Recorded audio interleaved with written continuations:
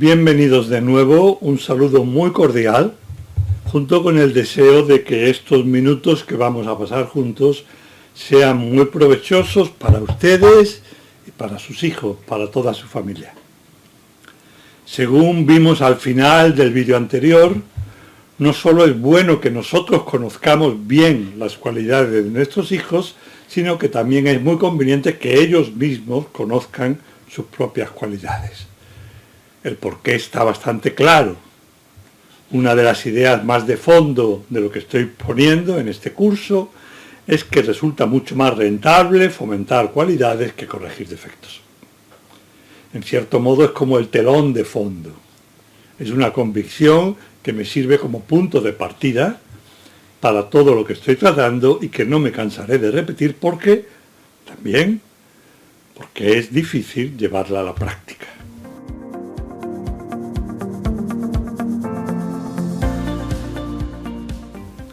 Ahora bien, el primer paso para fomentar esas cualidades es dárselas a conocer a nuestros hijos, una vez que nosotros los conocemos, sobre todo cuando son hijos pequeños y ellos mismos pueden no haber caído en la cuenta de la multitud de cosas que hacen o que pueden hacer bien, de todo lo que son capaces, según solemos decir cuando somos conscientes del enorme poder que tiene esta frase alentada al hijo mío, eres capaz de... Y le decimos normalmente algo que él puede hacer y que no sabe que puede llevar a cabo. Esa confianza nuestra en el hijo le transmite un vigor, una capacidad que es mucho mayor de lo que nosotros inicialmente pensábamos. Es verdad que mientras son muy pequeños, el modo de darles a conocer sus puntos fuertes es más bien indirecto, aunque ellos captan perfectamente mejor que los adultos nuestra alegría o nuestro disgusto, y si esa alegría deriva de lo que ellos hacen, les mueve, aunque no se den cuenta claramente, a hacerlo bien de nuevo. Pero mientras son muy pequeños, el modo práctico de que vayan conociendo sus fortalezas, de que tomen conciencia de lo que son capaces, es crear las situaciones en las que pueden ejercitar esas cualidades, o aprovechar las que vayan surgiendo y elogiarlos prudentemente. Ya lo vimos y volveremos cada vez que hagan algo bien. Sin embargo, cuando van siendo más mayores, puede ser muy conveniente hablar expresamente de esas cualidades en primer lugar, porque siempre es bueno hablar tranquilamente de tú a tú con cualquiera de nuestros hijos, distendidamente de cualquier cosa.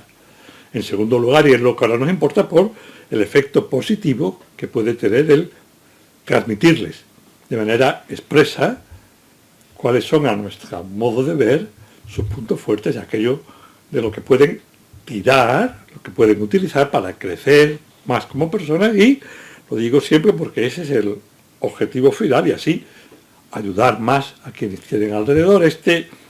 Hablar expresamente puede ser ocasional, expreso pero ocasional, al hilo de una actuación de ellos en la que se pone de manifiesto una u otra de esas virtudes. Por ejemplo, me estoy acordando ahora de una de mis hijas, cuando consiguen poner paz entre dos hermanos que tienden a pelearse, o cuando saben cambiar oportunamente de tema ante una situación embarazosa, cuando ven que la conversación se nos va a ir de las manos, o me acuerdo ahora de otra hija, en este caso son dos de las mujeres, cuando saben preguntar algo a quien se está quedando fuera de la conversación. En esas circunstancias, de manera ocasional, es bueno decirle, te lo agradezco al terminar, probablemente no en medio de la situación, pero al terminar decirle, me ha gustado mucho, doy las gracias. Agradecer es siempre más oportuno que decir que me ha gustado, por lo menos a mí me llega mucho más. De manera ocasional decía, o bien de forma más directa, incluso poniendo por escrito la lista de esas cualidades, como más adelante veremos y figura en los textos escritos de este curso. Al poner por escrito la lista entre marido y mujer, tiene la ventaja extra de que nos obliga, amablemente, pero nos obliga a pensar más en nuestros hijos y a pensar desde este enfoque positivo, de sacar a la luz y tener muy claro, también para volverlo a mirar cuando las cosas se nos van de las manos, lo que es lo mejor de cada uno de nuestros hijos.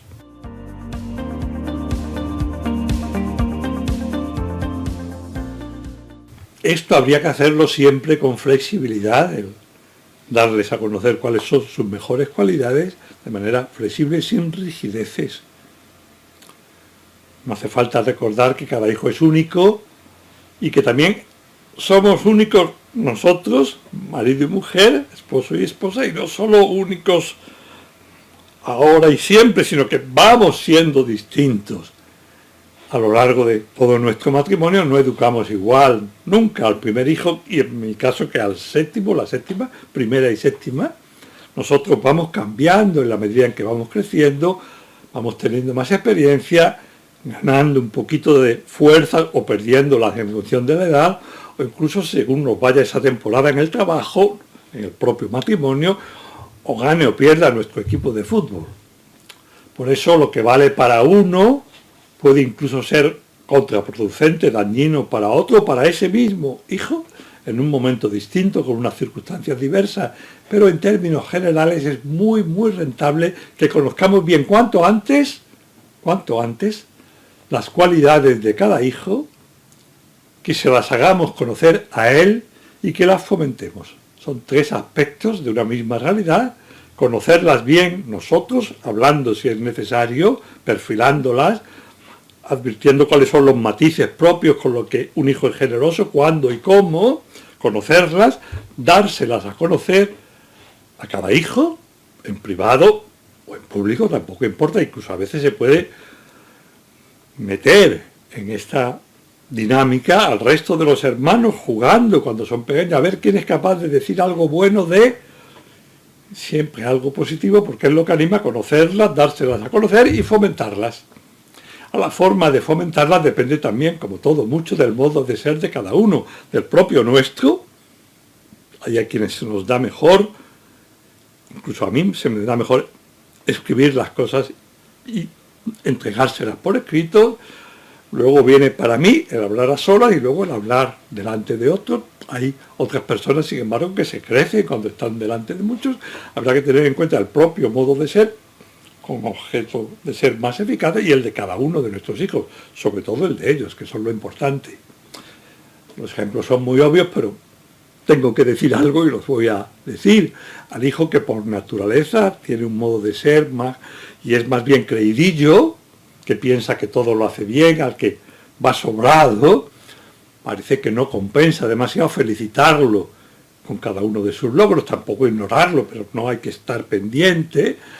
Incluso a veces puede ser bueno llamarle la atención sobre algo que le ha salido especialmente mal, o sobre todo sobre la excesiva importancia que otorga a sus triunfos, como si fuera algo en que todo el mérito es suyo, cuando muchas veces es algo que le viene dado por la propia naturaleza o por Dios, depende de cómo lo enfoquemos. Para mí es lo mismo en última instancia.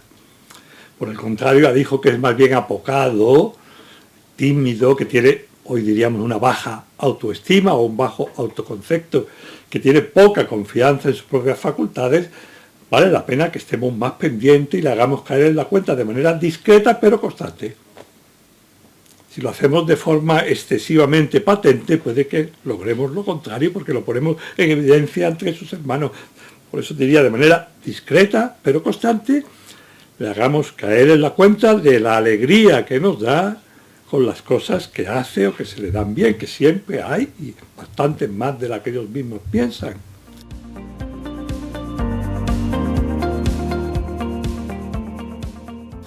Y lo que hay que evitar siempre, cualquiera que sea la situación, cualesquiera que sean las circunstancias y el modo de ser de nuestros hijos, con cualquiera de ellos, son las comparaciones.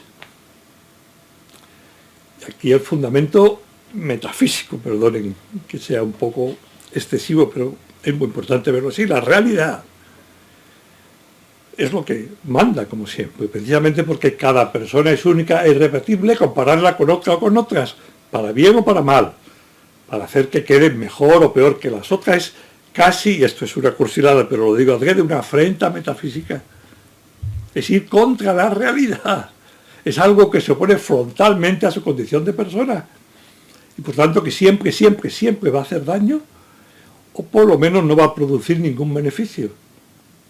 Y sin embargo esa comparación implícita o expresa, y yo diría que más bien expresa que implícita, está más que presente en la civilización actual, en la que se nos anima constantemente a sobresalir, a ser el primero, a ser el mejor que los demás, incluso a veces mintiendo, o no dejando que se muestren nuestras realidades tal como son, sino eludiendo, dejando entre paréntesis, no permitiendo que se vea lo más negativo y exponiendo incluso más de lo pertinente lo positivo.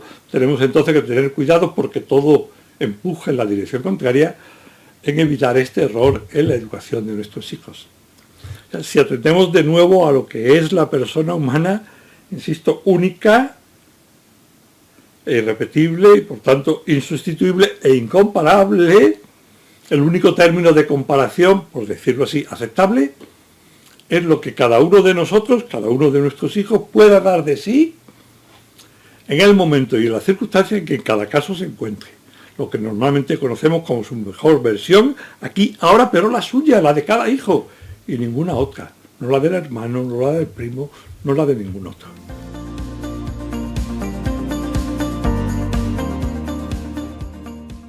De los elogios ya hablamos en otro vídeo y probablemente volveremos a hablar, además de que está desarrollado en los textos del curso. Yo decía que en principio, en condiciones normales, sí que es muy bueno que nuestros hijos nos vean contentos y agradecidos cuando hacen algo bien o se esfuerzan por hacerlo aunque no les salga. Y que sepan que nuestra alegría deriva precisamente de que ellos se han portado bien y como consecuencia van siendo mejores personas, que es lo que finalmente queremos para ellos, desde el fondo del alma. No que figuren, no que triunfen, sino que sean personas buenas, en el mejor sentido de la palabra bueno, que diría Machado. Y por ahí me parece que deberían moverse los premios y castigos, de los que hablaré con calma en otra ocasión.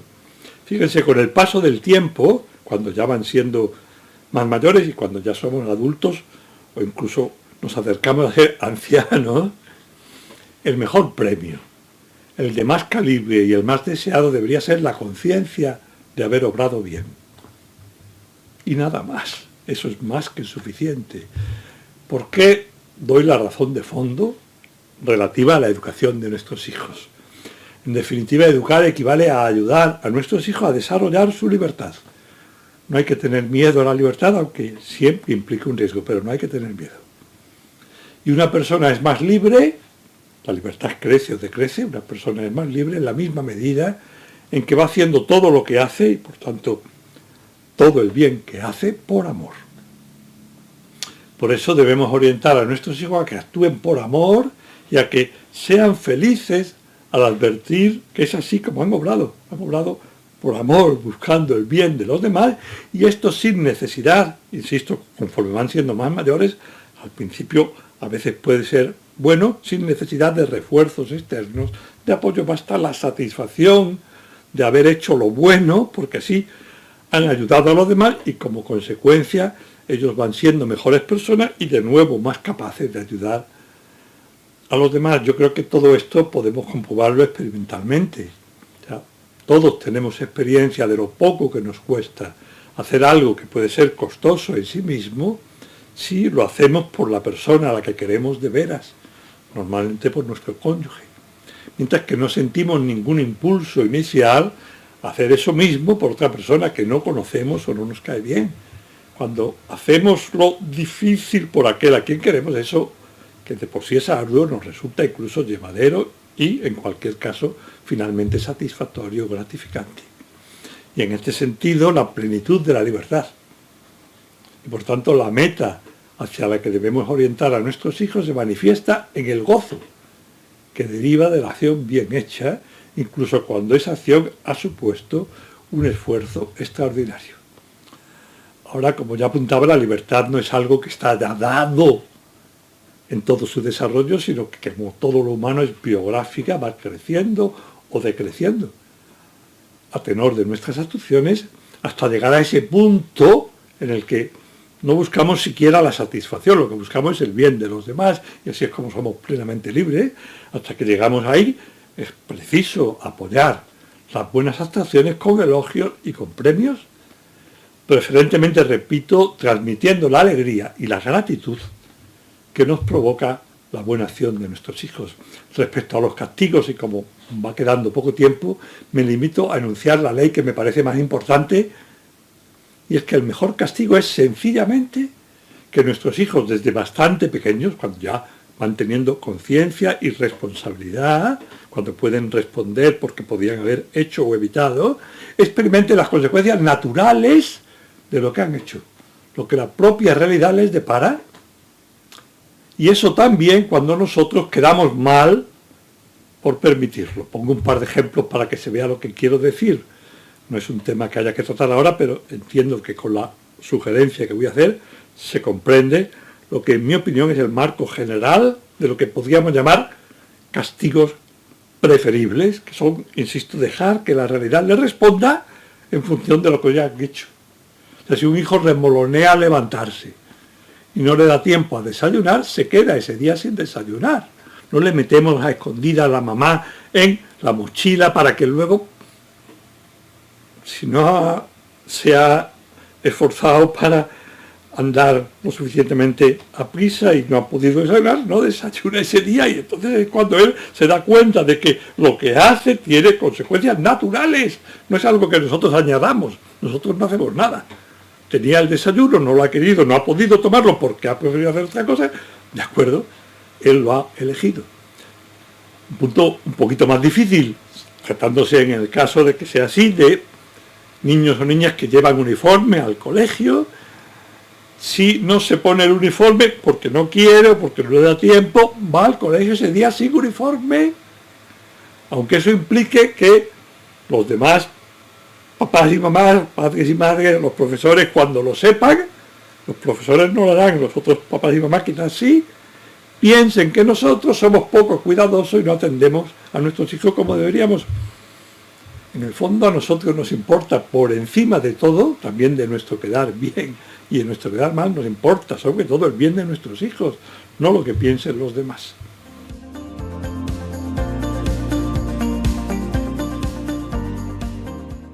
Una cuestión más relativa a las cualidades, que me parece que es muy importante en el momento presente, en la época en la que vivimos, y que por tanto vale la pena señalar, y que de nuevo está recogida con más detalle en los textos.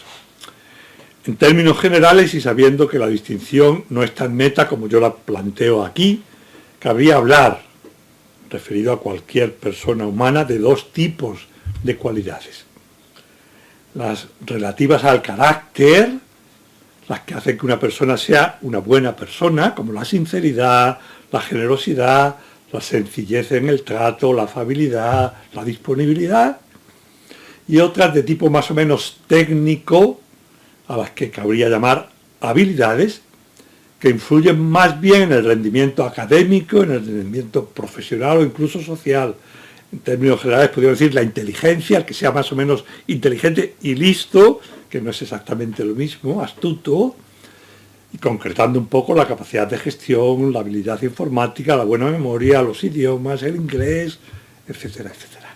Ya he sugerido que la distinción no es neta, y mucho menos sería dividir como si se tratara de dos realidades distintas, como si, por ejemplo, la constancia, la perseverancia no influyera en el rendimiento académico y profesional, o el ser muy inteligente no permitiera, si esa inteligencia se utiliza en beneficio de los demás, ser más eficaz al ayudarlos.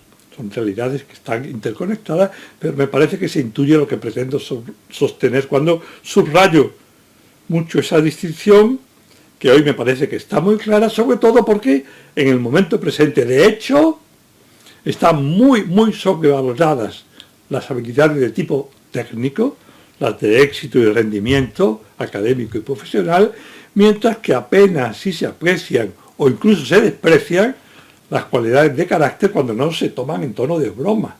Es decir, aquellos que hacen que cada uno sea más o menos una buena persona y le inclina a ocuparse de los demás y a buscar el bien de los demás. La nuestra es sobre todo una civilización del éxito profesional, económico, de celebridad, ciega para las cualidades de carácter, es decir, lo que hablando en términos amplios habría que calificar como la bondad de una persona, que a veces se dice así: hijo mío, sé bueno pero no tonto, sin darse cuenta que para ser bueno hay que poner en juego la inteligencia, y muy desarrollada. Se tienen en muy poco y se desprecian, incluso son objeto de mofa y de burla, precisamente esas cualidades que son las que hacen feliz a una persona.